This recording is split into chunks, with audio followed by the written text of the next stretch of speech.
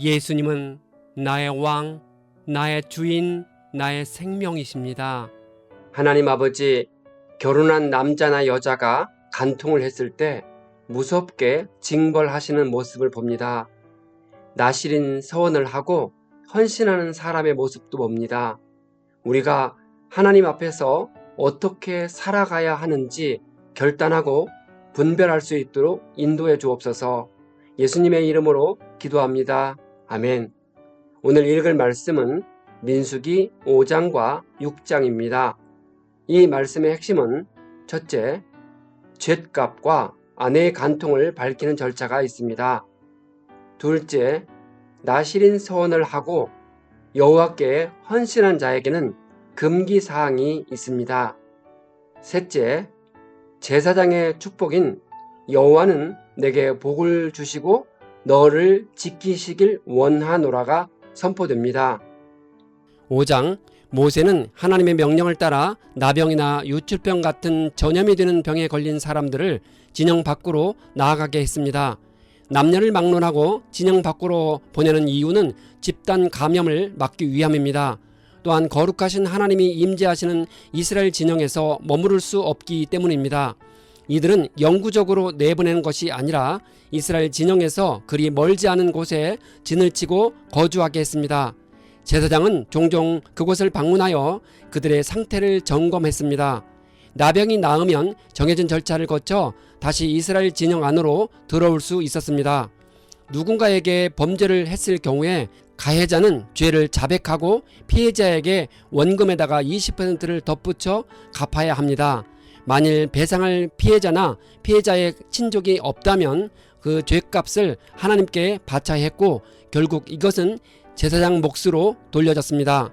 남편의 의심을 받는 아내는 의심의 법에 따라 제사장 앞에서 저주의 맹세를 한 후에 쓴 물을 마셔야 하는 과정을 밟았습니다.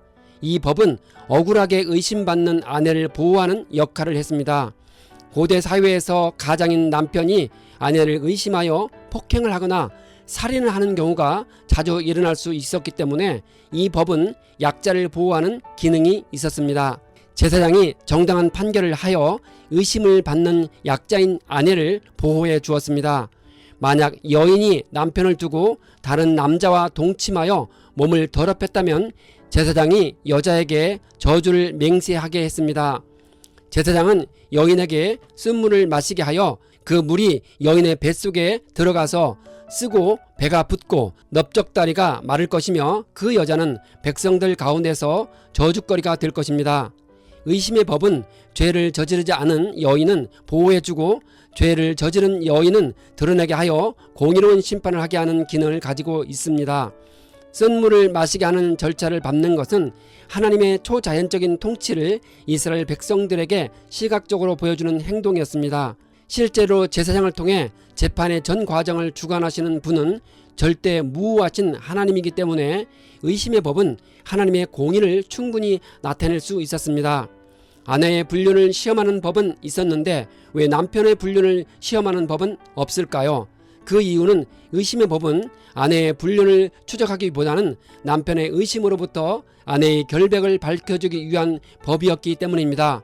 고대 사회에서 여자와 달리 남자들은 가정 내의 폭력과 이웃의 무고로부터 특별히 보호받을 필요가 없었습니다. 그런데 만약 간통한 사실이 드러나면 남녀 모두에게 똑같은 형벌이 내려졌습니다. 6장, 나시린 제도에 대해 기록되어 있습니다. 나시린, 히브리어 나지르는 세상과 분리되어 하나님께 헌신된 자를 가리키는 말입니다. 다시 말해 자신을 세상의 욕망으로부터 분리시켜 하나님께 온전히 헌신하기로 특별히 서원한 사람을 가리킵니다. 남자나 여자가 나시린 서원을 하면 포도주나 독주를 멀리해야 하고 포도주로 된 초나 포도즙과 생포도나 건포도도 먹지 말라고 하십니다. 머리털을 깎지 말아야 하고 시체를 가까이 하지 말아야 합니다. 나시린이 포도나무 소산을 전혀 먹어서는 안 되는 이유는 포도나무 소산이 포도주로 상징되는 세상의 기쁨과 육적 쾌락을 나타내기 때문입니다. 따라서 나시린은 하나님께 헌신한 사람답게 세상 기쁨으로부터 분리된 절대적인 삶으로서 자신을 구별하여 오직 하나님만을 기뻐하며 살아야 합니다. 나시린이 갑작스러운 죽음과 접촉해서도 부정하게 되었습니다. 그 이유가 무엇이든지 간에 모든 죽음은 죄의 결과로 간주되어 부정한 것으로 여겨졌고, 따라서 죽음과의 접촉은 곧 부정의 오염을 의미했기 때문입니다. 특별히 나시린은 하나님께 전적으로 헌신을 서원한 자로서 더욱 죽음과 접촉이 엄격하게 금지되어 있습니다. 나시린은 평생 동안 서원을 할 수 있지만 일정한 기간만 자발적으로 정해서 서원할 수도 있습니다. 나시린의 서원 기간이 끝나면 하나님께 나아가 번제, 속죄제, 화목제, 소제를 드리고 머리털을 밀어야 했습니다. 나시린이 머리털을 미는 이유는 나시린의 징표인 머리털을 깎음으로써 나시린이 서원에서 자유롭게 되었음을 표시하는 것입니다. 나시린이 되는 경우는 부모가 하나님께 서원을 하거나 남녀 누구든지 스스로 자원함으로써 나시린이 될 수 있었습니다. 성경에 기록된 대표적인 나시린은 사사시대에 활동한 삼손과 마지막 사사인 사무엘과 레갑 족속과 신약시대의 세례 요한입니다. 하나님은 민수기 6장에서 모세를 통하여 이스라엘 백성을 축복하라 하시고 복을 주리라 약속하십니다. 여호와는 내게 복을 주시고 너를 지키시기를 원하며 여호와는 그의 얼굴을 내게 비추사 은혜 베푸시기를 원하며 여호와는 그 얼굴을 내게로 향하여 드사 평강 주시기를 원하노라 할지니라.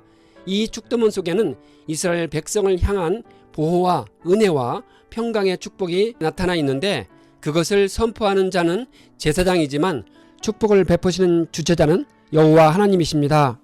그래서 짧은 축도문 속에 여호와라는 말이 3번이나 언급되어 있습니다. 나아가 후대에 발전된 계시에 따르면 3번 언급된 신명칭은 삼위로 존재하시지만 일체로 역사하시는 삼위일체 하나님이신 성부, 성자, 성령과 관련이 있다고 볼 수 있습니다.